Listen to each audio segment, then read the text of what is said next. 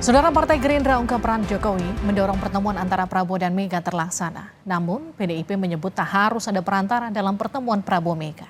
PDIP tegaskan Prabowo Mega tahu kapan momen yang tepat untuk bertemu.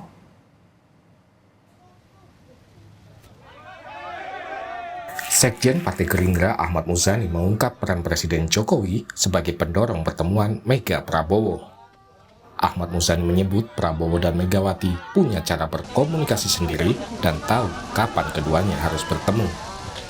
Muzani juga membantah tudingan jika Presiden Jokowi menjadi penghalang pertemuan Prabowo-Mega. Karena keduanya adalah sahabat dan kawan lama, keduanya juga sama-sama mengaku tidak punya masalah. Bu Mega mengatakan tidak punya masalah dengan Pak Prabowo, bahkan baik-baik saja hubungannya dengan Pak Prabowo. Demikian juga kami, Pak Prabowo, juga menyatakan hal yang sama, tidak ada masalah.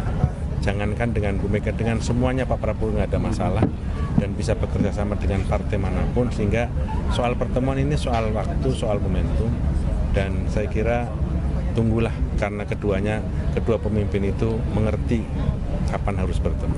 Ada yang bilang kalau Pak Jokowi jadi penghalang antara pertemuan Pak Mega, betul nggak Pak? Enggak, Pak Jokowi justru yang mendorong dan mengingatkan. Politisi PDIP Andreas Hugo Parera merespon pernyataan Partai Gerindra. Andreas mengungkap pertemuan antara Megawati dan Prabowo tidak perlu perantara. Ia yakin dua pemimpin parpol besar di Indonesia itu tahu kapan waktu dan momen yang tepat untuk bertemu tanpa harus ada perantara.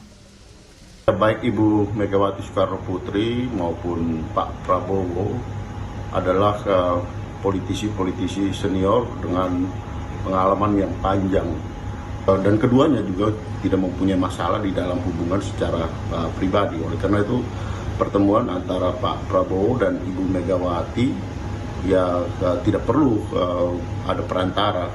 Bahkan ya saya berpikir bahwa beliau berdua akan bisa menentukan kapan waktu yang tepat dan momentum apa untuk bisa bertemu dan berdialog tanpa harus ada yang memperantarai. Pertemuan dengan Ketua Umum Partai Politik gencar dilakukan Presiden terpilih Prabowo Subianto usai ditetapkan sebagai pemenang Pilpres. Meski begitu, wacana pertemuan Ketua Umum PDIP Megawati Soekarno Putri dan Prabowo masih terus berkembang. Tim Liputan, Kompas TV. Saudara PDIP dan Gerindra membuka peluang pertemuan Megawati dan Prabowo meski belum ada kepastian hingga kini. Seperti apa peran Jokowi soal wacana pertemuan Prabowo Mega seperti yang disebut Partai Gerindra? Apakah ini jadi upaya merangkul PDIP masuk ke kabinet Prabowo Gibran? Kita akan bahas bersama Wakil Ketua Umum Partai Gerindra Habibur Rahman, politisi PDIP Seno Bagaskara, serta peneliti politik ICS Yusof Ishak Institut Made Supriyatma. Selamat malam Mas Made. Selamat malam. Ya. Kita sambil menunggu Bang Habib dan juga Mas Seno untuk gabung ya, Mas Mada ya. Saya ngobrol dulu sama Anda. Jadi gimana melihat pernyataan Partai Gerindra yang menyebut ada peran Pak Jokowi sebagai mediator di sini? Memang perlukah Pak Jokowi berperan sebagai mediator pertemuan Prabowo Mega? Saya kira enggak ya, karena Pak Jokowi di sini kan sebenarnya mungkin berbicara kepada Pak Prabowo. Silakan dibereskan dengan Bu Mega gitu ya. Karena Pak Jokowi sendiri saya dari banyak hal yang saya dengar gitu tidak bisa lagi bicara dengan Bu Mega. Ini kan sebenarnya masalahnya antara Pak Jokowi dengan Bu Mega, bukan antara Pak Prabowo dengan Bu Mega. Kalau Pak Prabowo dengan Bu Mega itu semua clear gitu ya. Yang masalah kan sebenarnya sudah tidak ada lagi trust antara terutama dari sisi Bu Mega terhadap Pak Jokowi dan keluarganya khususnya ya. Jadi ini susah, hubungan ini tidak bisa diperbaiki. Ya, dari secara kalau seperti pasar lah ya, kita sudah broken trust gitu ya. Sudah nggak ada lagi kepercayaan dan terus kemudian bagaimana? Ini untuk memperbaikinya kayaknya itu juga sulit gitu ya. Damage-nya itu sudah luar biasa untuk kedua orang ini. Tapi kalau untuk Pak Prabowo dan Bu Mega itu persoalan yang lain, arena yang lain, dan mungkin juga tidak ada masalah bisa berbicara, bisa untuk menarik kabinet, dan semuanya sekarang ini kan sebenarnya cair ya. Cair semuanya menurut saya ya. Nasdem juga, PKB juga semua masih dalam pembicaraan. Baik. Jadi untuk mengharap PDIP langsung terjun ke dalam sesuatu yang masih belum pasti ini juga ya kita harus bersabar sedikit. Oke, saya akan menyapa Bang Habib, sudah bergabung. Bang Habib, selamat malam. Selamat malam, Assalamualaikum. Waalaikumsalam. Bang Habib, jadi saya mau tanya nih, apa maksudnya Pak Muzani yang menyebut Pak Jokowi jadi pendorong pertemuan? Seperti yang tadi Pak Made katakan, tanpa Pak Jokowi mendorong, Pak Prabowo dengan Bu Mega sebenarnya nggak ada masalah untuk bertemu gitu. Ya, pastinya kedua beliau tersebut bicara benar ya. Pak Prabowo kan tentu punya hubungan yang sangat baik dengan Ibu Megawati, ya. Komunikasi beliau berdua terus terjaga dalam pasang surutnya politik Indonesia. Pernah berbeda pilihan, pernah satu pilihan, ya, tapi persahabatannya tetap terjaga dengan baik. Tapi Pak Muzani juga menyampaikan fakta yang benar bahwa Pak Jokowi adalah salah satu pihak yang ikut juga mendorong agar Pak Prabowo terus berkomunikasi dengan Ibu Mega. Kan ini dua-duanya nggak perlu kita pertentangkan, ya. Dua-duanya hal yang baik yang memang sangat mungkin dua-duanya sama-sama benar-benar terjadi. Kan kita kan sepakat lah ya sebetulnya kita ini bahwa situasi saat ini ya bagaimana disampaikan rekan-rekan PDI kan banyak tantangan besar negara ini.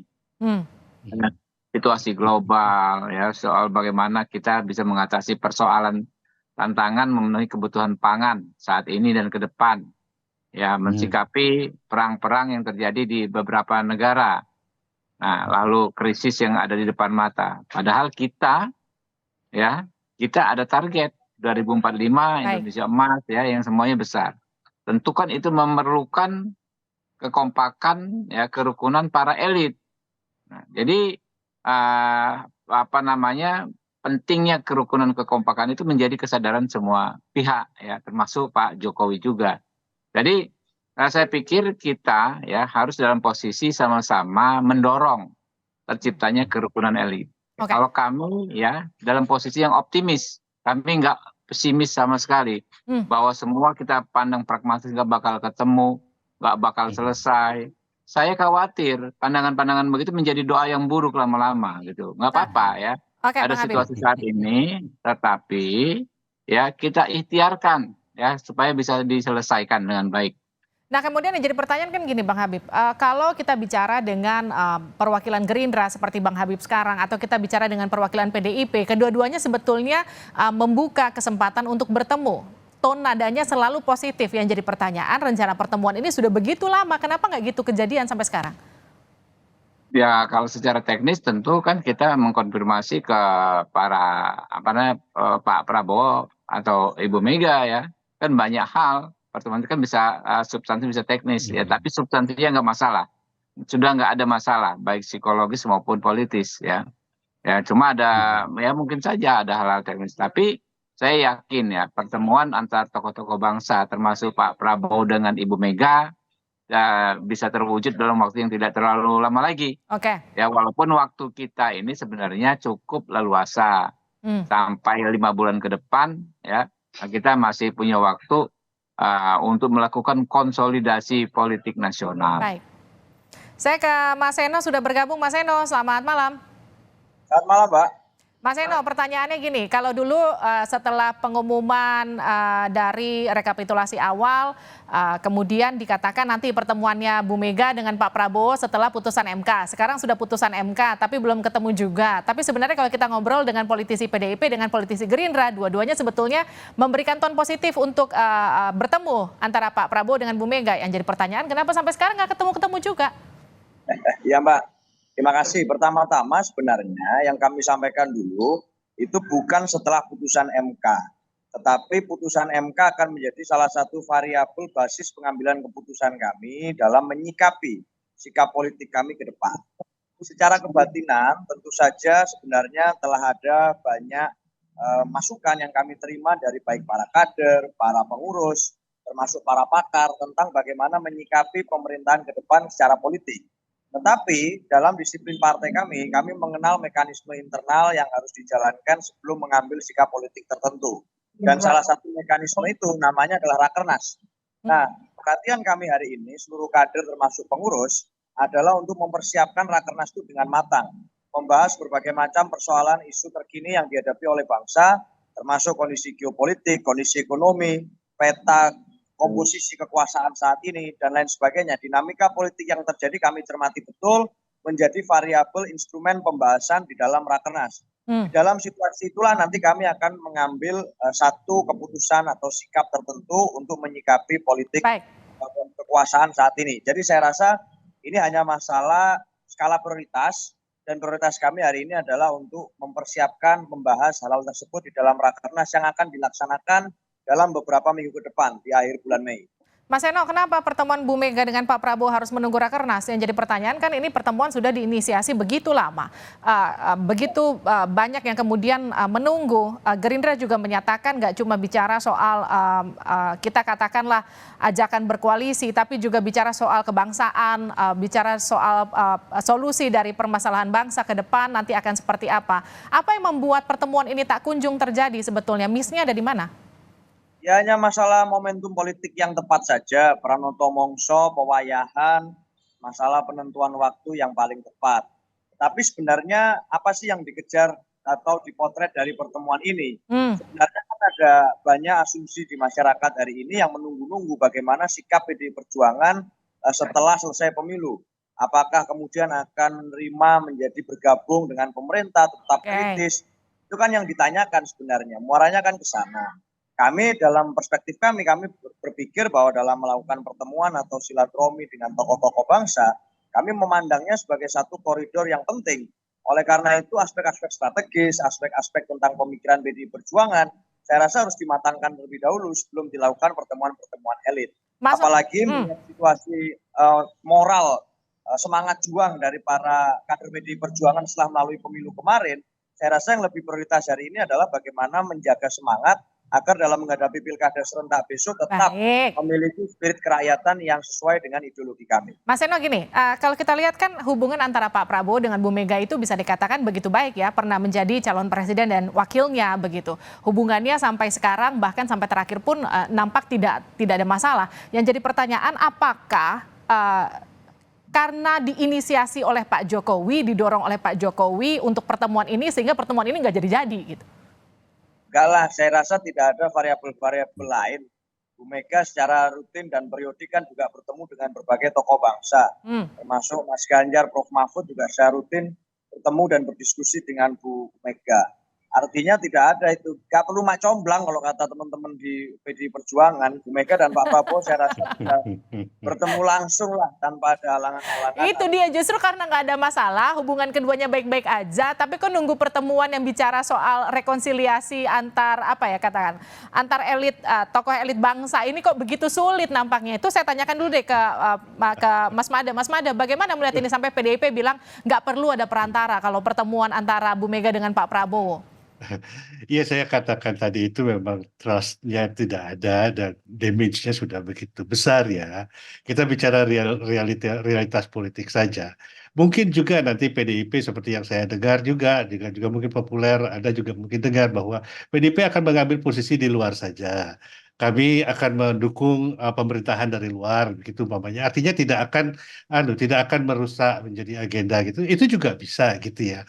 Masalahnya ini kan sekarang di dalam pemerintahan itu ada Jokowi, dan Jokowi kan kita terus terang saja, Jokowi tidak bisa, PDIP itu tuh tidak bisa ada Jokowi karena damage-nya sudah begitu besar. Izin saya potong ya Mas Mada, artinya menurut Anda Pak Jokowi itu adalah penghalang antara pertemuan Bu Mega dengan Pak Prabowo, bisa dikatakan begitu? Tidak bisa dikatakan seperti itu juga gitu ya, karena tidak ada tindakan untuk menghalangi. Pak Jokowi justru mendorong.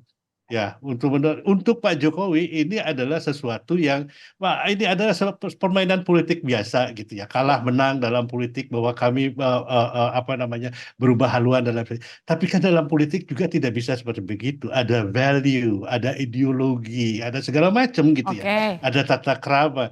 Dan ini kan menurut PDIP ini sudah dilanggar dan tidak bisa lagi. Susah untuk saya ketemu dengan banyak kader PDIP di bawah dengan juga banyak kader partai lain ya. Pada kader PDIP itu benar-benar sudah mengatakan bahwa nggak bisa, nggak ada rekonsiliasi Oke. gitu.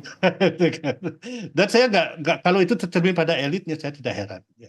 Artinya kita tinggal menunggu kapan pertemuannya terjadi, meskipun PDIP mengatakan nggak perlulah ada katakanlah Saya tidak kok optimis ya. ya tidak Saya perlu kok optimis dijembatani akan. oleh siapapun Nggak Pak Prabowo akan dan ada Bu ini. Mega pada Tapi waktunya akan persoalannya- bertemu nanti, begitu ya Mas Mada ya? Ya, tapi Oke. pada persoalannya apakah PDIP akan bergabung dengan pemerintahan itu juga masih tanda tanya besar. Ya. Terima kasih Kita sudah tunggu bergabung Mas Mada, Bang Habib, Mas Eno. Terima kasih banyak. Di Sapa Ya, Indonesia makasih. Malam. Sehat-sehat Terima kasih selalu. banyak. Ya. Terima kasih banyak.